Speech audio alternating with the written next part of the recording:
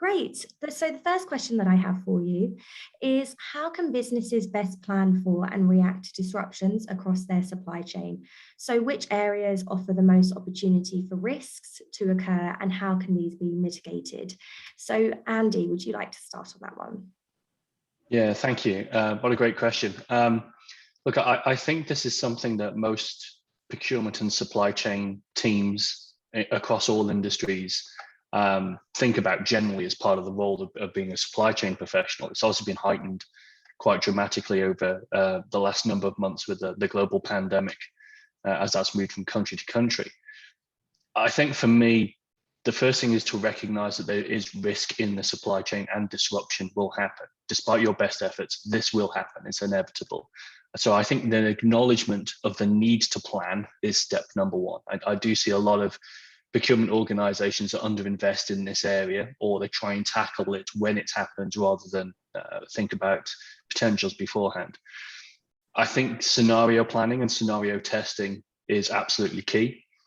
There's nothing like a lived experience of a disruption. It's like a fire alarm test in your business. There's no better way to make sure everybody knows where the exit is and who the fire marshal is, and they know where to gather and all that good stuff, than actually simulating the event itself. And I think simulating events in supply chain can be a very powerful and underused tool.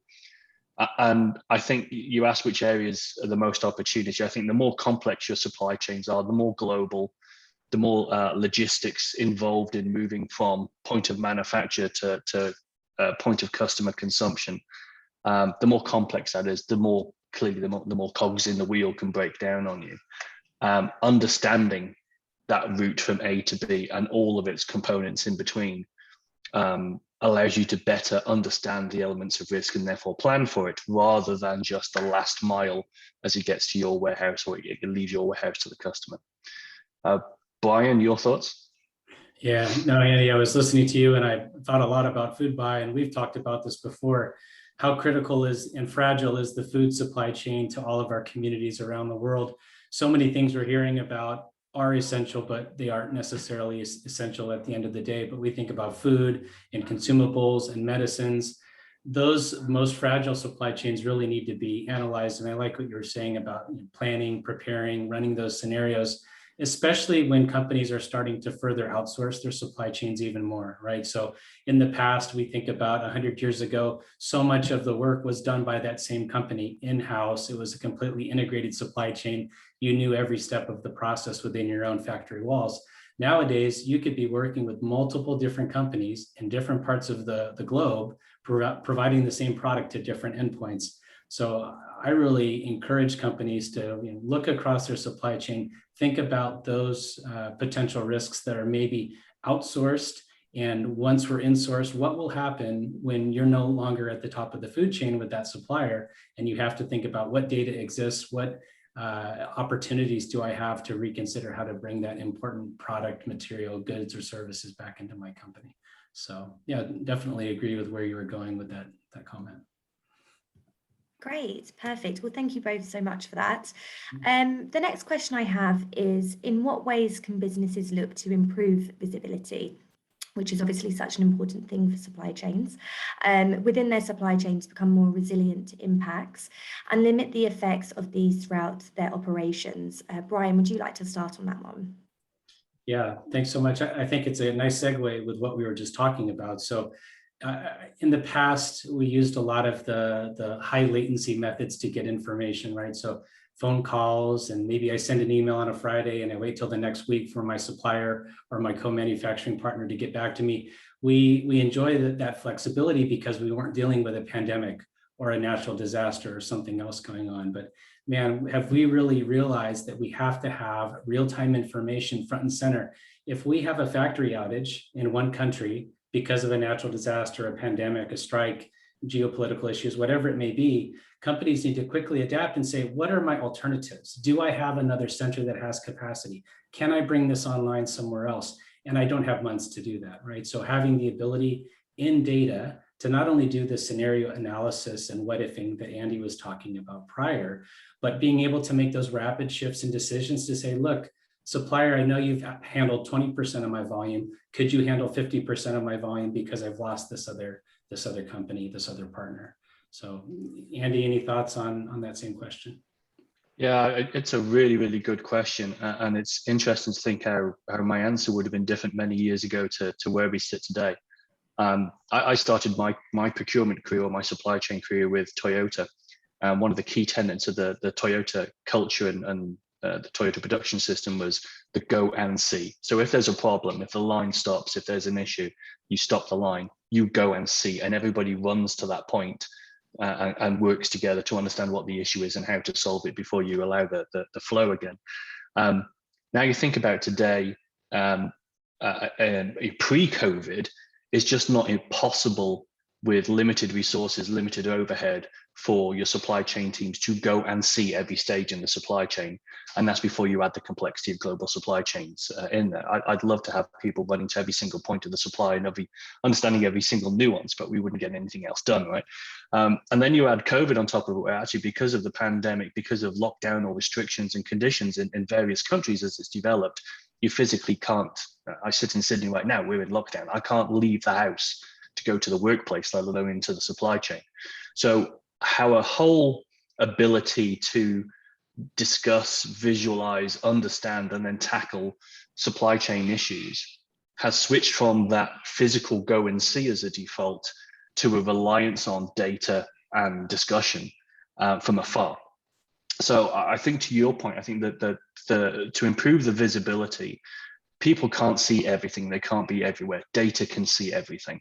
And it can combine it in ways and present use cases, and it can present visualization quicker and faster than we can mobilize to an airport to get on a plane to go and see ourselves. So I think a healthy dependency, a healthy investment in data through the supply chain, not just your own, but your partners all the way down, and passing that supply chain up and down is become more and more key, and being able to react quicker, whether it's in reaction planning or reaction post-event. And I think the more data you have, the more points you see, the more confidence you gain, the more insights you gain. That helps your resilience, both your mental resilience and your confidence that you know what's behind you in your supply chain and the planning in front of you. So I think if you want to limit the impact in the business, you couple that planning with a healthy investment in data and data visualization, the stuff you need to know, and as real time as you can get it. That just brings immense power to a business. Yeah, great. Brian, over to you if you have anything else to add. No, I think that's great. And, reflect on, you were talking about Toyota, and I've heard some interesting stories about their moving their microchip accountabilities back into different locations after the Fukushima disaster that we had many years back. This is pre-COVID, pre-pandemic, but that go and see and realizing, hey, we've got some fragile parts of our supply chain here. How do we mitigate these most critical aspects and resources that we need, that we can't necessarily go and buy somewhere else? If it's steel, maybe we can resource somewhere else. If it's rubber for tires, maybe there's another location. But so much these days drives on technology. So I love the comment about that visibility of information. And it's not only the legacy information. I think in the old days, if we could just get POs and an invoice number and some pricing back, we were pretty jazzed, right? It's like, okay, I'm getting this back and forth with my suppliers. But these days, people really need so many different aspects of information: Forex rates, environmental sustainability data, capacity of different factory lines, on and on and on. And so there's this renewed look of, not only can I get the data in real time, I want new levels of data that we never really even imagined 5 years ago. And then the burden on the humans is really, how do we make this meaningful? So you're not about visualizations. I think it's taking the data and letting the systems do the hard work, right? Let the system spot the bright spots that, hey, I think you've got an anomaly here. You've got all of this pricing and this is way out of band, or you've got someone committing to capacity that's nowhere near what they've ever done for you before. So that's the big opportunity here. Is it's still a go and see reflection, but the systems are bringing those bright spots, those insights to a human, so they can have a second look and say, hey, is this really going to be an issue, or can we avoid this? Yeah, I agree with that. And then if you think about some of the higher order purpose resiliency in supply chain or visibility, you think about modern slavery, which, one of the core, I think, obligations of a procurement team, to understand the risk and to look down their supply chain to eliminate things like modern slavery, especially across complex global supply chains. Or you look at the increasing, quite right, demand to develop bigger and better solutions to sustainability through supply chains, these high order purpose elements, that visibility and shared pooled data globally can not only bring that historical information, as you talked about there, but quite rightly, that predictive information. When you get multiple data sources from multiple organizations or multiple jurisdictions, talking together in these platforms, the complex AI, which I understand less than 1% of what's out there, but just some of the complex AI that's seen that says, if you run this scenario with this risk profile based on the information that's out there, this is where you should look first. It's amazingly powerful, not just a kind of visualizing those risk areas, but prioritize them so you can use your resources very, very efficiently in the areas of highest concern or potential highest concern, because usually it's the risk you don't see coming that bites you the worst. And we spend a lot of time looking at our kind of top 20 suppliers that account for 80% of our spend, but it's right in that tail that something's will catch you unawares. So if data can look through that tail far more efficiently than you concentrating in the top, that has to be a great place to be as a risk or purpose-filled procurement team. That's great. Yeah. Great, perfect. And then the next question I have for the two of you is, how will improving the connectivity of supply chain networks across suppliers, partners, and customers help businesses become more robust in their operations and agile to change when required? Obviously, the past, over a year of the pandemic has affected that massively. So, it would be great to hear your thoughts on that. So, Andy, would you like to start on that one? Yeah, thank you. I think the key word you use there is customer. Wherever we sit in whatever industry, whatever organization, whatever product or service we provide, at the end of that is a customer. And we all as organizations work really hard to try and understand, try and connect with, try and build a relationship with the customer that they feel that spending their money, their time, their mental energy on our products, our services is the right value for them. So I think when you look at the customer, the customer is evolving, and it's evolved, at a much accelerated rate over the last couple of years with the larger climate action demand globally, and it's evolved even faster again through COVID. Just the consumer nature of wanting their products and their services at the touch of a button, and the whole generation that's grown up with data and the internet have a lower patience for elongated supply chains. So when you recognize that the customer is the most important part at the end of the equation, and you look down your supply chain, I think that connectivity allows you to look at where the inefficiencies all the way back to where the first mineral comes out of the ground, and helps the organization understand how do they get concept through manufacture into distribution, or ideally bypassing distribution and straight to customer at that point in time that the customer wants it, consistently at that quality with that consistent service level in the most efficient, from a cost and the risk perspective, the most efficient way possible. Many years ago, the customer would accept this product's going to take 4 weeks, 6 weeks, 12 weeks to get to me. Very rarely did you pre-order something. Then the whole industry changed to pre-ordering something, especially in consumer electronics. You pre-ordered this next big thing because you wanted to be first. You wanted to be in the queue because you didn't want to be left out because of limited supplies. And then you see queues around the Apple store because people want to go and have the experience. But most people, especially through COVID now, have reverted more and more of their transactions into the online space. So their dependency is on the post or the parcel carrier outside the door. They're blind to stuff behind that. So the quicker you can get your product in the most efficient way to the courier, to the customer, means your engagement with that customer is much more powerful, and the more likely you are to retain them going forward. And I think that's as relevant in a direct-to-consumer model as it is in a B2B model, and some of the complex industries where the government might be the consumer at the end, or there isn't a single person buying something. Yeah, you touched on something really interesting there, Andy, which is the consumer behaviors and this next generation of workers that's coming into the workforce. they've only known instant access to information. Everything they buy online, they see order numbers, they see in-stock availability, they see alternative pricing from different vendors. And then they come into work and we say, well, we don't necessarily have that capacity data. We don't know the carbon neutrality of that vendor. They say, you've got to be kidding me. I have all of this in my personal life through education, my medical practice information, my consumer habits, my streaming habits. And they're really commanding that we have that same dimensionality of data inside of work practice, and especially in the supply chain. And I think about the two bookends that, you know, sometimes are at odds, this concept of profitability and having all of this rich information so companies can really tune every penny and really think down how much can I squeeze margin and cost of goods sold and drive profitability in my products. And then on the other side, we hear more and more about companies really choosing sustainability goals as their company mantra and brand image, right? Even pulling their products out of certain venues or retail outlets if they are not aligned with them geopolitically or towards their sustainability goals. And then you have something like the pandemic that trumps both of those, where they try to say, hey, how do I actually not worry so much about the profitability or the sustainability? Can I even get product out? And combing the world, suppliers, alternative sources to get that.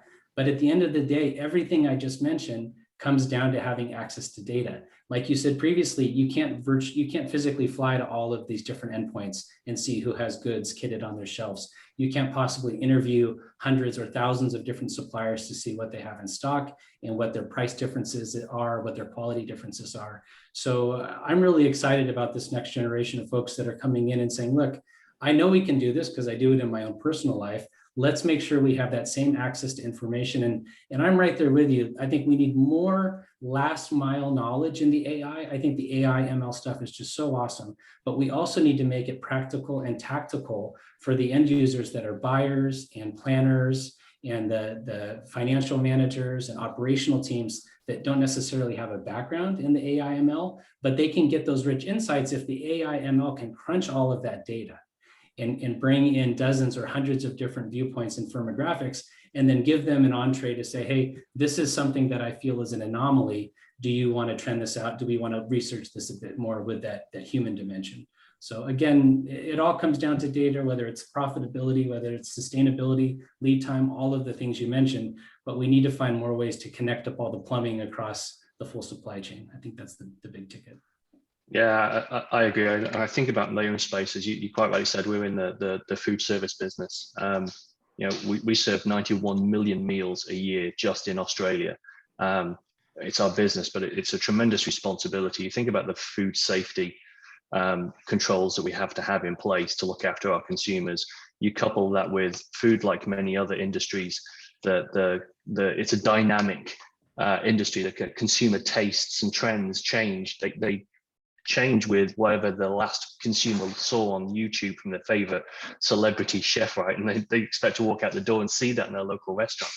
The one thing you don't tolerate as a consumer is sitting in a restaurant and waiting long periods of time for the meal to turn up, because you want that experience. So you want choice, you want convenience, but you want really fast and great service. That immediacy is there. And I think we, as you said, in this technology generation where people can consume content at the touch of a button, and they have unparalleled access to knowledge and insight and opinion, that carries through in our day-to-day lives. And you know, all of us in our roles, we are the customer. Our organization is a customer of our supplier. So if you think of yourself as a customer and you think about the inefficiency that you can create in how you behave down the supply chain, that's waste, that's a loss of productivity, but you can be a very high cost to serve customer of your supplier. So when you start to, as you asked in the question, when you start to build this connectivity across your supply chain, it's not just looking at the behaviors of your suppliers and how they can help to increase the efficiency, the output, the profitability, the margin, all the good stuff you said there, Brian, about what I care about in my side of the business, but it also allows me to understand, how do they see me? How do I treat them? How do I interact with them? And how can I change the way I operationally perform that improves their business, because I get the net benefit of that back anyway. Yeah, that's a really interesting point. And I think, being the partner of choice, having that integrity and brand recognition has become so important now. We talk to lots of suppliers as well as customers in my company, and a lot of suppliers right now are picking favorites, right? If they only have so much allocation. Pre-pandemic, which customers were treating them with integrity, with high ethics, and they were the partner of choice of who they wanted to do business with. They want to continue to sustain those relationships when they have a limited or constrained supply. So, having the data and working with suppliers and using that for ethical purposes is also very important, right? So it's not just turning the screws and driving every dollar out. It's also thinking about how do we work collaboratively, and there can be a win-win here. I know so many of the manufacturing partners and factories, they want more information from their customers, right? How much do you plan to produce? At what throughput? At what locations? And how often? They have to staff and feed their people. They have to make sure these locations are ready to go. And so this isn't just a one-dimensional thing where the owner of the supply chain at the customer is looking for this. All of the producers, the factories, the partners, the logistics providers, I think everyone is interested in having more transparency into this information. I just saw in the news there's something like 60 or 70 container ships embargoed off the coast of California right now, just logjammed, trying to get through. And obviously that's a big part due to the pandemic and drivers and operations to do that. But at the same time, a lot of that's queuing and data and coordination of all of these giant dynamic offloads that need to be done, right? So it's not just at the end of the day, the company making the product or serving the end user, B2B, B2C, it's everyone that's nested inside the supply chain that I think is looking for higher access to data, richer data, more real-time data. So. I agree, and coming back to that purpose point, which I think has to be core to a procurement and supply chain strategy, because it's core, it becomes more and more core to the consumer. The consumer is asking more questions of the organization, that they're making more informed choices about where to spend their money, whether you're a corporate consumer or an individual private consumer. They're asking around modern slavery, they're asking around the ethics in the supply chain, they're asking around source of origin. They're asking deeper questions around sustainability. Now they're asking them as you, as the person that's next to them in the supply chain, but they're asking questions of the second, third, fourth, 10th tier of your supply chain. If you don't have visibility of that, if you're not asking those questions yourselves, if you haven't got data flowing back up to help you understand, you can't answer the customer, and the customer will make choices based on that, because they're looking to increasingly work with organizations that can show that commitment to sustainability, show that commitment to partnership. So having that data from your complex supply chains to hand helps you have better, more informed conversations with the customer, as well as give you confidence of what's in your supply chain, which is your kind of your first accountability. There's no point in you having great systems if that system, that data isn't shared up and down the supply chain. And when you look at things like modern slavery, there's no point in having data that isn't shared across a broad network, because you just lose so much of the insight that comes from it. And you talked about AI. I think AI being at the center of bringing so many data sources together to give you simple answers to tough questions. That's a real differentiator for businesses, and I think will continue to be so, regardless of the question at the end. Great, perfect. The next question I have for the two of you is, what are the key factors that need to be considered in formulating a strategy to improve supply chain planning operations with regards to technology, people, and finance? Brian, would you like to get started on that one? Yeah, well, it's a leading question, right? Because it's people, process, and technology, which is really the core pillars of all of this. But I think I have to tell the funny story that my spouse didn't know. She knows I'm in supply chain, but she never really knew what that meant. She's a nurse, but front and center at her hospital, she's got the supply chain executives and the nursing executives all applauding procurement and supply chain for getting PPEs and all the appropriate equipment. She says, I finally know what you do. I finally understand how important and vital supply chain services are to the operations. Now, whether that's a hospital, whether that's a food packer, whether that's a high-tech manufacturing company or someone making automobiles, everyone needs to, as we've been describing, looking across the technology stack that they have they neglected investing across the different latest and greatest technologies that they have access to, exactly for the purposes we were describing, connecting up all of the different facets of data from third and fourth level suppliers to their co-manufacturing partners or logistics providers. I think so many companies have used the pandemic as a catalyst to finally ask for that transformation budget that they've been longing for many, many years, right? So the executives, the CEOs, the CFOs have known that this has been needed, but other things have taken priority. So now finally they say, look, we're broken. We can't get the data. We don't know what's going on. Please reserve some budget for us to look at this technology optimization and transformation. So that's number one. Number two is really the process revisitation. So many people put the technology over the processes and workflows, but no, I'm not aware of any amazing technology that will fix a broken process. If the company's having challenges with their suppliers, if they don't have the right partners, if they don't have the right staff, the right training, the right curriculums to develop their organization, no amount of technology is going to replace that. At the end of the day, people make these supply chains work. Maybe 50 years from now, you can test me on that, and there'll be amazing robots and everything else driving these things. But right now, everywhere I go, every factory I visit, any supplier I go to see, any logistics provider, I see people. Now, people are interacting with that technology, but at the end of the day, can we get the right people? Can we train them up? And I'm sure you're seeing in the news right now, in the US, they're calling it the Great Resignation. I'm not sure if they have a similar situation in Australia, Andy, but so many people are they're burned out of certain career types and they're looking for something else. They no longer want to do these pandemic impacted jobs. They're kind of revisiting, especially people in the medical profession or other services industries. They're having a very hard time getting people to enter retail and restaurant type businesses at lower income wages. So companies really have to look at their people strategy to complement that process strategy. And so at the end of the day, I think it comes down to people, process, and technology. And smart companies are really using this as a catalyst to look across all three to determine, hey, what does my supply chain look like in the next 5 to 10 years, not just fixing the problems that we're dealing with today. So Andy, anything to add there? Yeah, no, I think that's a really fantastic way of looking at it. And I think, we're very fortunate in our business that we see data right at the center of our business. And it's an enabler to allow our people to do the great job they do with our customers. It's not a replacement, it's not a conflict, it is that enabler, which we often call efficiency, and rightly so, but it has so many other facets to it. I think, what I have seen is a lot of organizations get very excited, as you say, about the technology, or get very fearful about the technology, and the conversation becomes around the platform itself, or we get very excited about the data we can create and accumulate and visualize, or we get very scared about only having 80% of that data or 60% of the data, and let's worry about the gap rather than the enablement that the 80% that we don't have today could actually give us. And I think you're right, that the difference for me is you have to sit down and understand the use cases. Why is this meaningful to the people that I want to provide this to?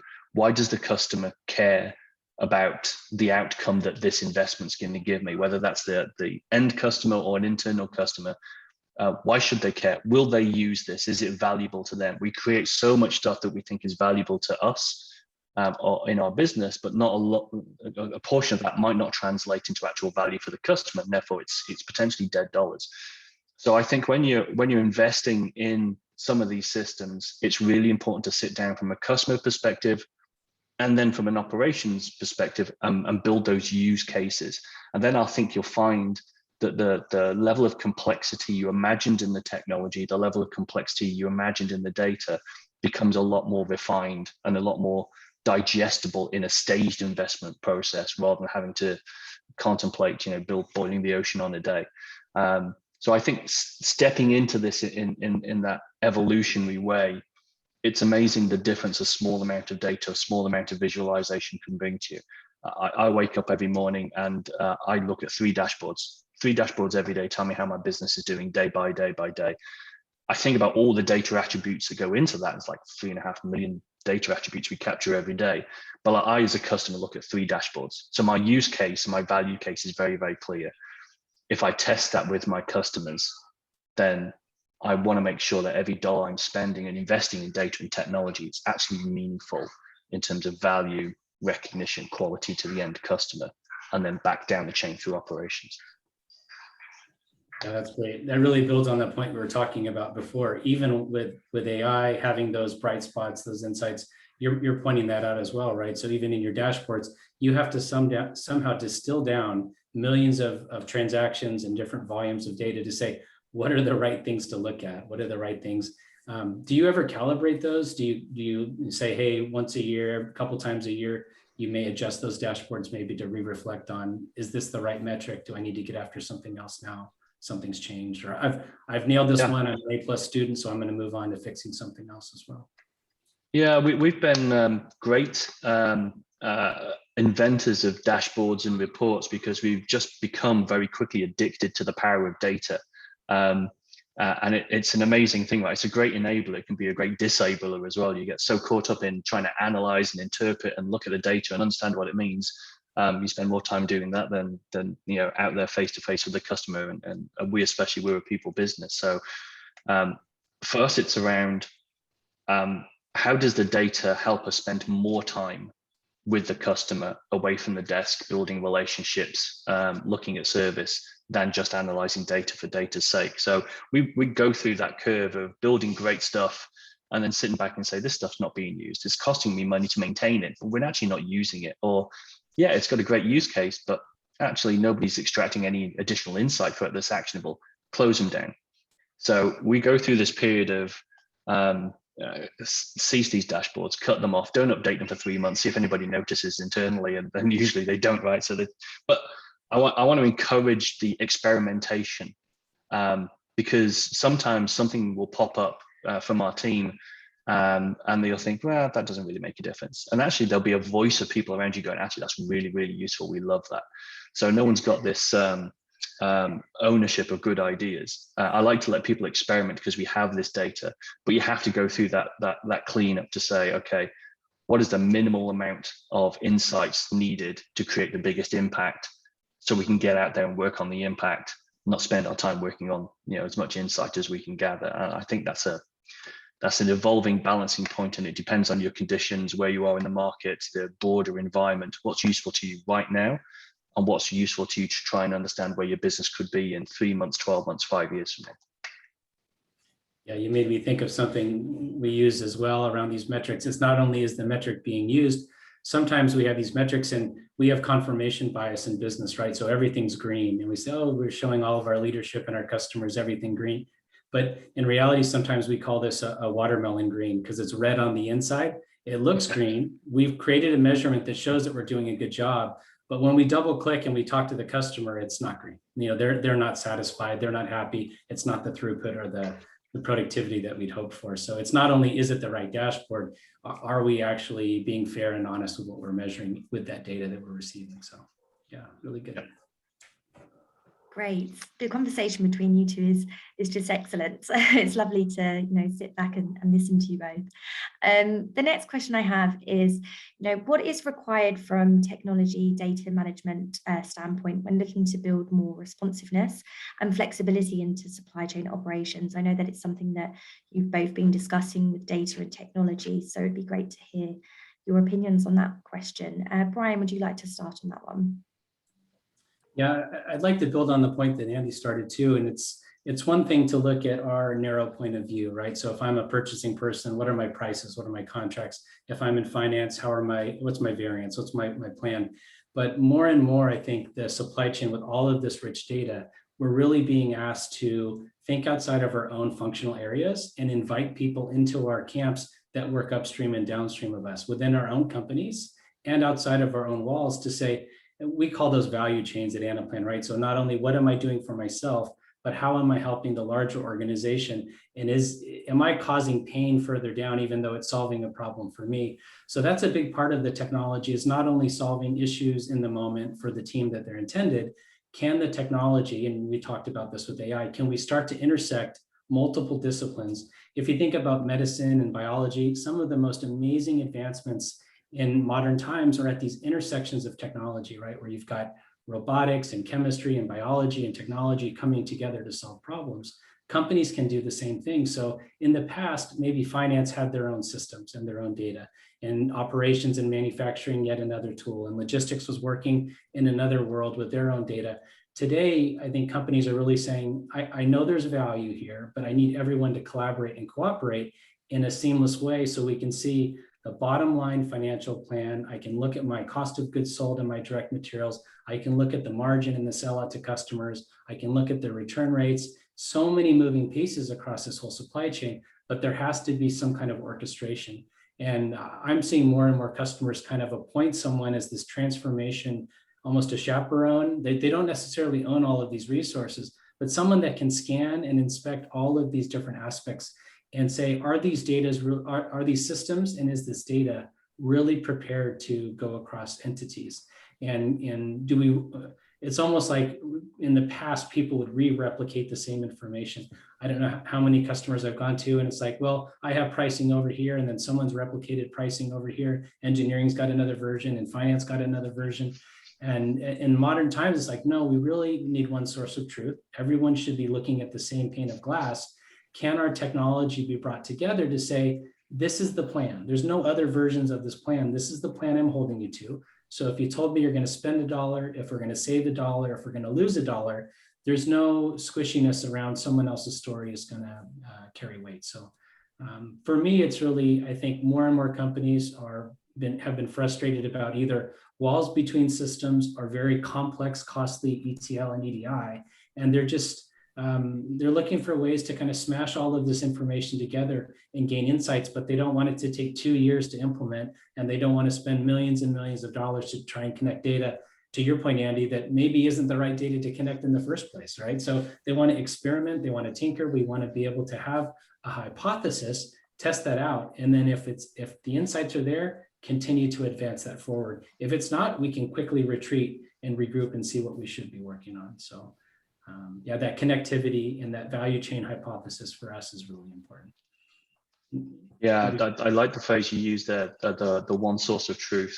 And I think on the evolution of coming from a low data environment to a data rich environment, there's a whole cultural piece. You know, our businesses run on the power of people, as you've said, and what we're trying to do is enable people to have a better day at work, a more efficient day at work, a more productive day at work, because that translates into, you know, the service and the solution you provide to your customers and the experience that they enjoy in engaging with you.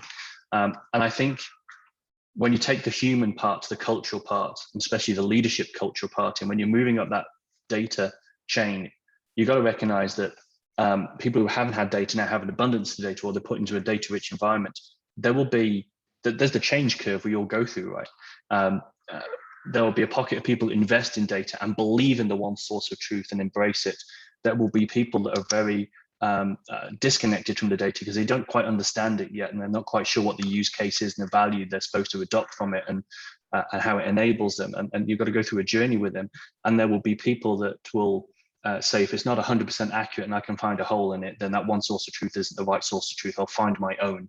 And then you get your hybrid data systems and, you know, ghost data systems around the organization, which can be, you know, twice as bad for overall efficiency.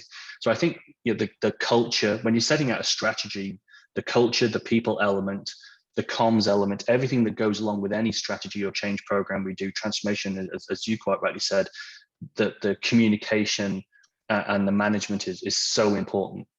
So that data becomes that enabler, not that disabler. I think the other piece I'd say is don't get lost in overcomplicating stuff, whether it's from an excitement point of view or a trepidation. Keep it really, really simple. The simpler it is, the easier it is to use. And whether it's designing systems that do or don't integrate easily with the host systems that's already in a business, and that's a lot of what we think about in the business cases from an investment point of view.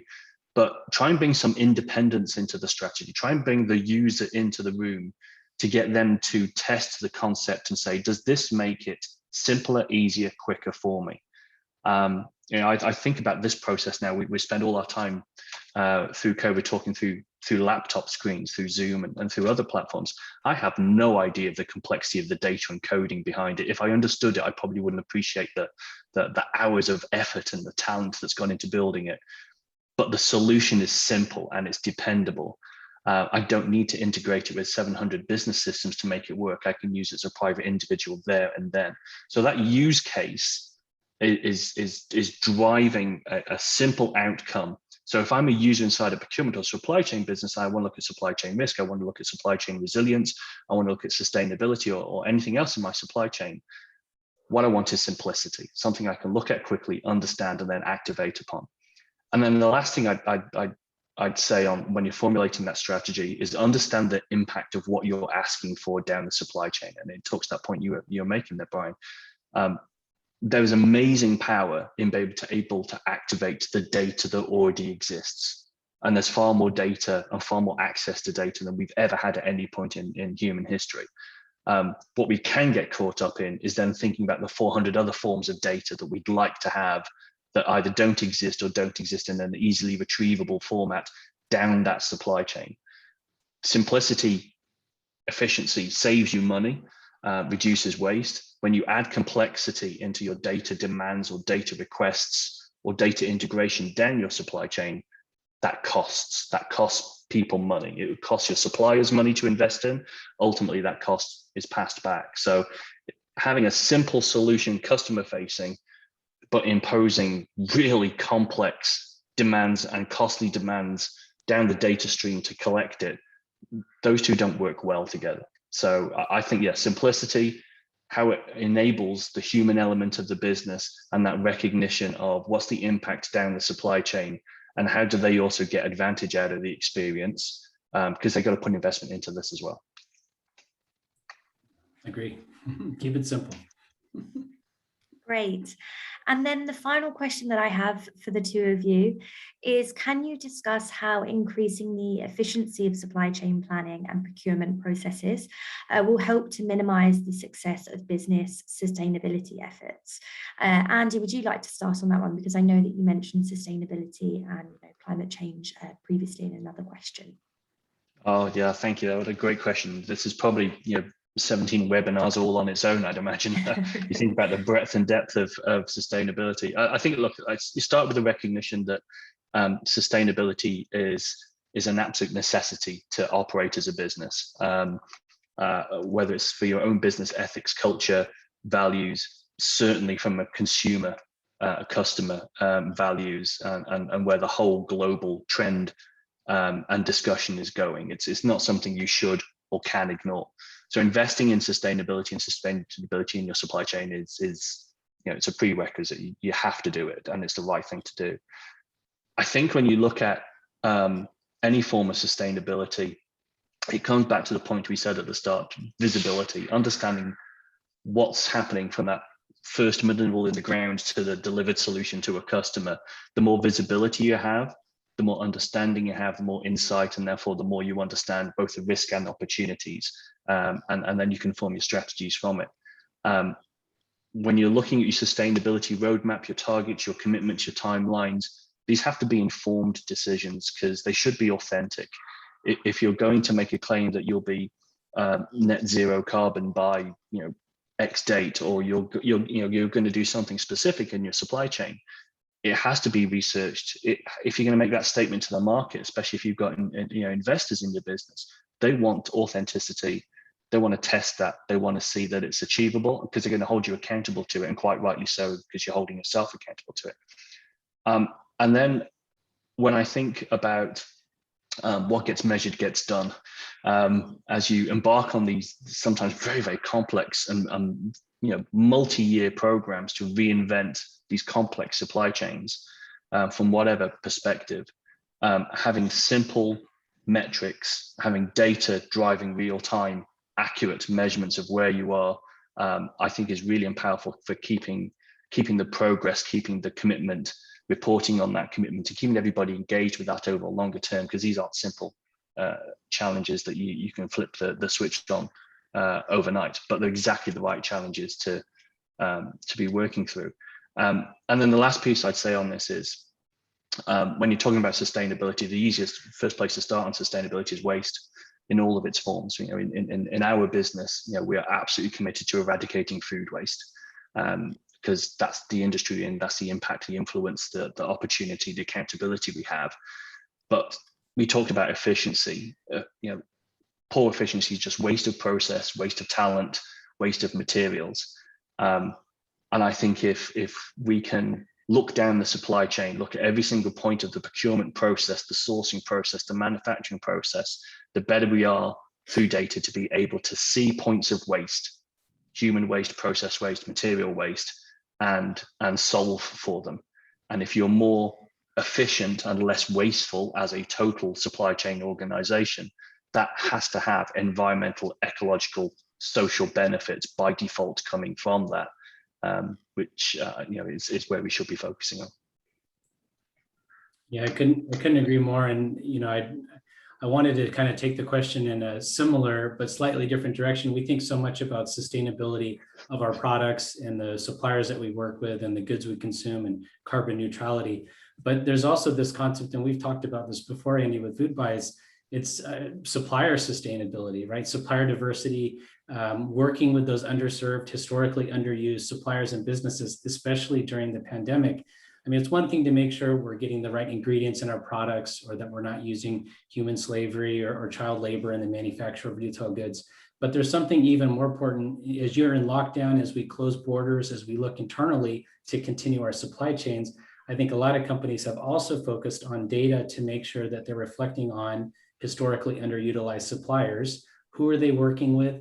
What types of suppliers are so reliant on some of these big corporate entities to sustain their operations? And I don't mean to put you on the spot, but I really enjoyed your story in a previous conversation about how you reflected a little bit on some of your historically underutilized suppliers. Would you be willing to share some of the information from our last conversation? Yeah, absolutely. And thank you for the opportunity, because the team just worked relentlessly hard here. And we started when COVID, when we realized that COVID wasn't a 6 hour, 6 day, 6 week event, it was going to be something a bit more complex than that. We kind of sat down as a business and said, okay, now, how are we going to react to this? How are we going to reshape and adapt to this situation? So you do all the good things like, concentrate on the basics, and run the business, the continuity of supply and all that good stuff that every procurement team would default to and manage the risk. But then we kind of said, okay, how we behave now is how we'll be remembered in 3 years, 5 years time by our customers, and equally importantly by our suppliers, the people that stand behind our business and allow us to do what we do. And that really talks about values. And part of our values over many, many years, like many organizations, is we have sought to work with great social entrepreneurs in SME businesses.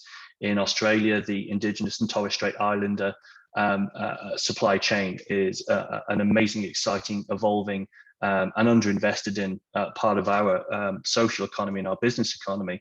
And we spend a lot of time working with these SMEs who are very purpose-led, very community-driven, underrepresented historically, and try and create opportunities to bring them into our supply chain and create this great network of opportunity for everybody. Now, when COVID hits and a lot of businesses are in lockdown, consumers in lockdown, a lot of operations are shut down, then it's very easy to focus your expenditure and your time on your least risk suppliers. Your big strategic suppliers, bury all your money in there, and every dollar you spend is a powerful thing down the supply chain, and just focus on that top end. When you do that, what you potentially do is you potentially walk away, or you change the time you spend with these social, entrepreneurial, indigenous SMEs that you've cultivated and worked with for many, many years. So what we did very, very consciously is we put our arms around this supply chain that we've had fantastic years working with and building, and said, well, our responsibility now is to help them weather this storm. These are the organizations that don't have the huge cash reserves, the huge multiple manufacturing plants. They're SMEs. They have to be protected. And our responsibility is, how can we divert our expenditure, change what we buy, change our menus, change our solutions, work with our clients such that we can still segregate expenditure into those SME suppliers, those purpose-driven community suppliers, so that whilst their other customers are not accessible at the moment because they're in lockdown or whatever it may be, they can still depend on income for us. They can still keep transacting as a business. They can feed their own families, because they're typically, a lot of them, family operations, and they can still employ in the local community, which is part of their personal values. And that's a tremendous gift that we have that we're able to exercise, but it's actually the responsibility we have in starting a relationship with these suppliers. It's making sure that they can survive the storm and come back out, not just for us the other side, but still be open to reconnect with all their other customers as a trading entity going forward. So I think we've used data massively, forecasting, historical data, the power of our supply chain, being able to move from one great supply relationship and divert spend over there without hurting this piece over here. Just balancing that whole equation is a massive data and commercial environment, but it's absolutely the right thing to do. And for me, it talks about putting the values first, no matter the environmental conditions behind you, and the values get you through these events, I think.